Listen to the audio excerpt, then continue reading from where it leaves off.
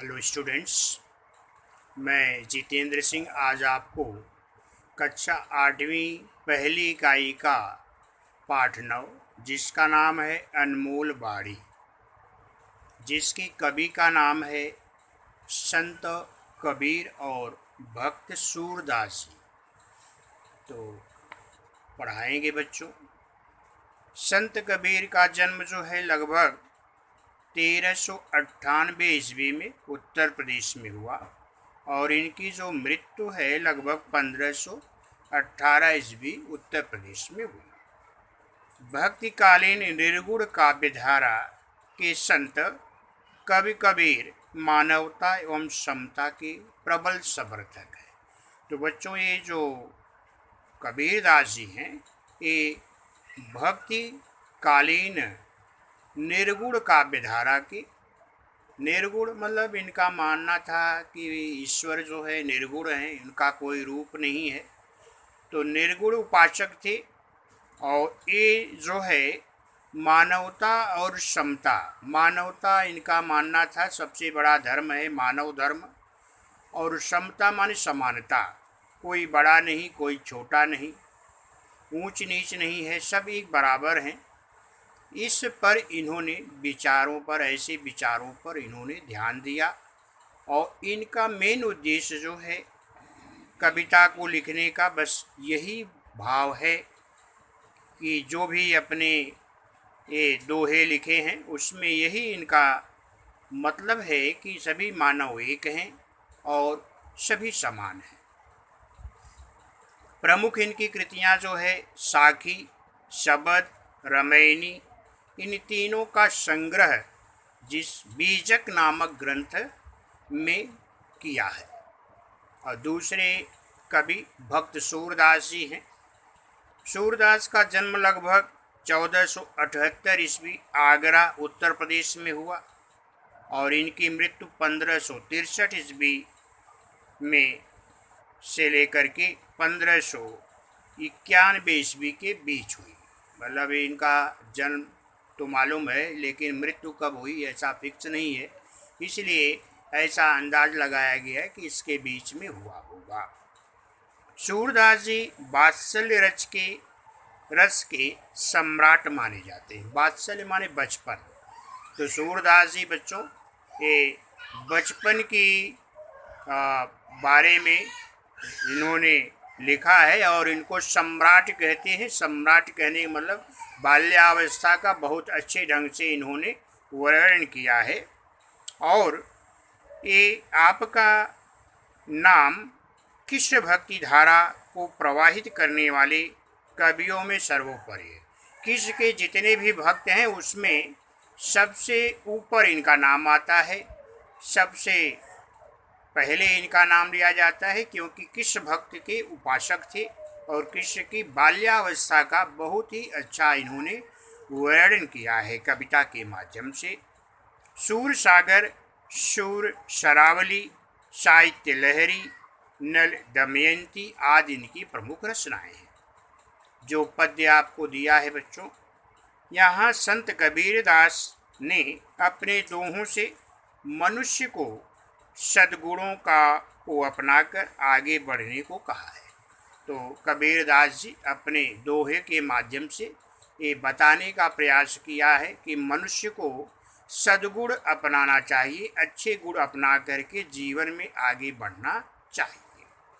भक्त सूरदास रचित यह पद्य सूर सागर, जो भक्त सूरदास जी ने यहाँ पर पद्य लिखा है ये सूर सागर से लिया गया है और इसमें श्री कृष्ण की बाल सुलभ लीलाओं का वर्णन किया। इसमें जो है श्री कृष्ण जब बचपन में छोटे थे, बाल्यावस्था में थे, तो उनकी लीलाओं का इन्होंने वर्णन किया है। और अब चलते हैं पाठ पर।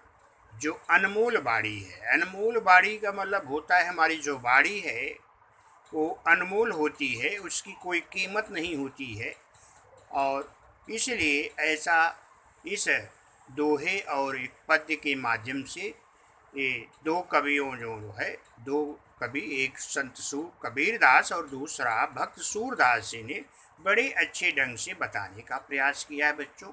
तो चलते हैं कबीरदास के सबसे पहले दोहे पर, जैसा भोजन खाइए तैसा ही मन होए, जैसा पानी पीजिए तैसी वाणी हो। कबीरदास जी यहाँ पर अपने दोहे के माध्यम से लोगों को बताने का प्रयास किए हैं कि कहते हैं कि हम जैसा भोजन करेंगे वैसा ही हमारा मन हो जाता है, उसी प्रकार हम जैसा जल पीते हैं वैसे ही हमारी भाषा होती है, अर्थात सादा शुद्ध सात्विक आहार और पवित्र जल से हमारा मन और हमारी वाणी पवित्र होती है। कहने का अर्थ यह है कि खान पान का हमारे शरीर पर बहुत असर पड़ता है। तो बच्चों अपने दोहे के माध्यम से ये बताने का प्रयास किए हैं कि मनुष्य को खान पान पर ध्यान देना चाहिए। जैसा वह भोजन करता है वैसे उसके मन होते हैं, और जैसा वह पानी पीता है उसी तरह से उसका मन जो है पवित्र होता है। इसलिए हमें शुद्ध आहार और अच्छे भोजन अच्छे पानी पीना चाहिए, क्योंकि उसका हमारे खान पान का असर हमारे शरीर पर पड़ता है। आगे कहते हैं, ऐसी वाणी बोलिए मन का आपा खोए, औरन को शीतल करे आपहु शीतल हो। वाणी का मतलब होता है वाणी, आवाज़।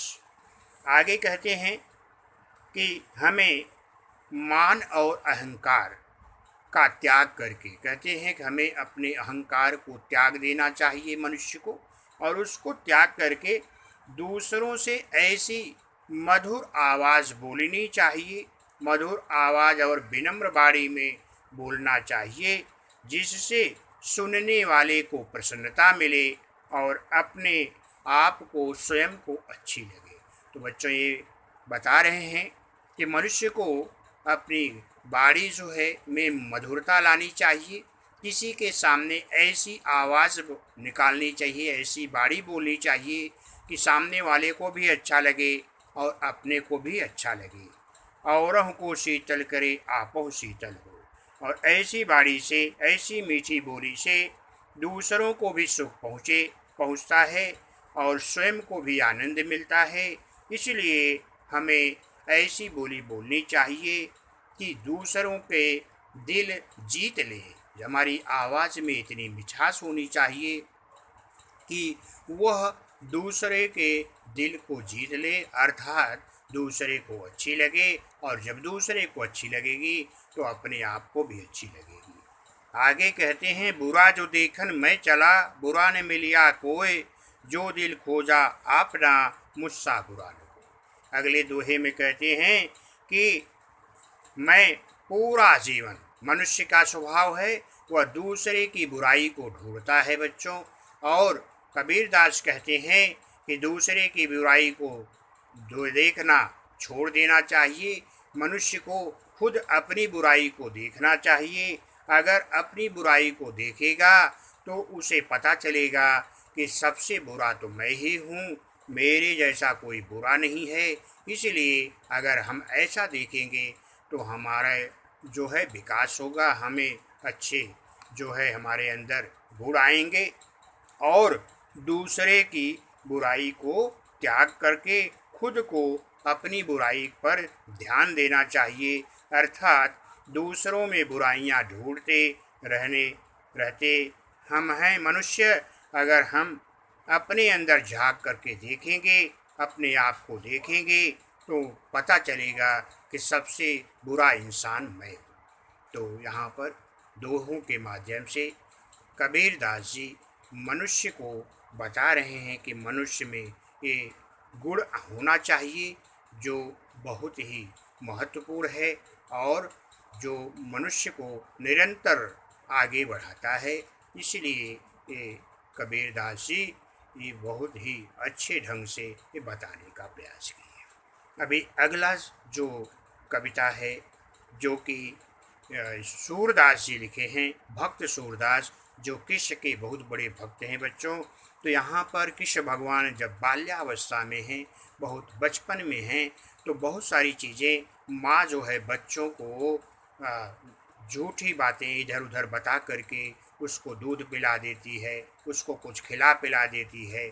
ऐसी ही बाल्यावस्था की बातें सूरदास जी किसकी बाल्यावस्था को बताए हैं। मैया कबहीं बढ़ेगी चोटी। तो जब बच्चे छोटे रहते हैं, चोटी माने बाल, तो कृष्ण भगवान बहुत छोटे हैं और अपनी माँ से पूछते हैं कि माँ मेरे बाल बड़े बड़े कब होंगे, मेरे बाल छोटे छोटे हैं कब बड़े होंगे। क्योंकि उनकी माँ उनको दूध इसलिए ऐसा बोल के पिलाती है कि तुम दूध पियोगे, कच्चा दूध पियोगे तो तुम्हारे बाल जल्दी से बड़े हो जाएंगे। और उसी बात को लेकर के कृष्ण भगवान एक दिन अपनी माँ से पूछते हैं कि माँ मेरे बाल कब बड़े होंगे। तो अपनी माँ जसोदा से वो प्रश्न करते हैं कि माँ मेरे बाल की जो चोटी है ये कब बढ़ेगी। तुम तो कहती थी कि दूध पीने से मेरी चोटी बढ़ जाएगी। अब आगे कहते हैं कितनी बार मुहि दूध पियत भई यह अजहून यह छोटी। कहते हैं कि माँ तुम तो कहती थी कि दूध पियोगे तो तुम्हारी चोटी बढ़ जाएगी। मुझे तो दूध पीते हुए काफ़ी समय हो गया, पर आज भी मेरी छोटी ही छोटी चोटियाँ हैं। बाल हमारे अभी आज भी छोटे हैं, बड़े नहीं हुए। तुम तो कहती हो कि दूध पीने से मेरी चोटी भाई बलराम की तरह, दाऊ की तरह हो जाएंगी। तो इस तरह से वो कहते हैं कि कितनी बार मुहि दूध पियत भई यह अजऊ है छोटी। कहते हैं कि कितनी बार दिनों से मैं दूध पी रहा हूँ और आज भी मेरे बाल वैसे छोटे छोटे हैं। तू जो कहती बल की बेनी ज्यों वह लंबी मोटी। यहाँ पर कहते हैं कि तुम तो कहती हो कि बलराम की तरह, बेनी माने बेड़ी, और कहती हैं कि बलराम की तरह तुम्हारे बाल लंबे हो जाएंगे, उनकी बाल की तरह आपके भी हो जाएंगे। और काचो दूध पियावत पच पच देत न माखन रोटी।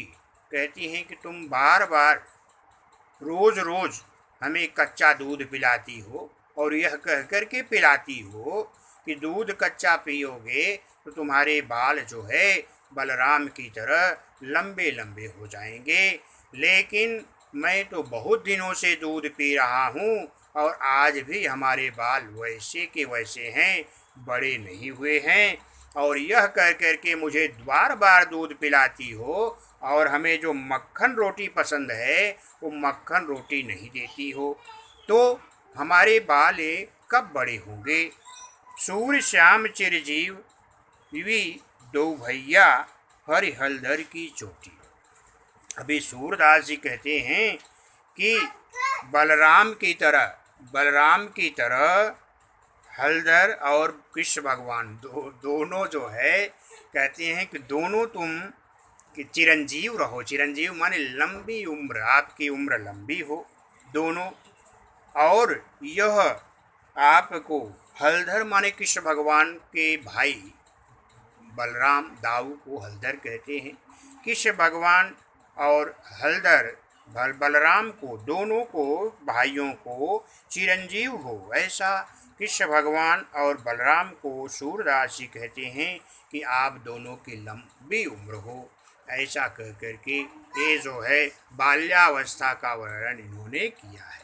ये बच्चों पाठ जो है यहाँ पर समाप्त हो।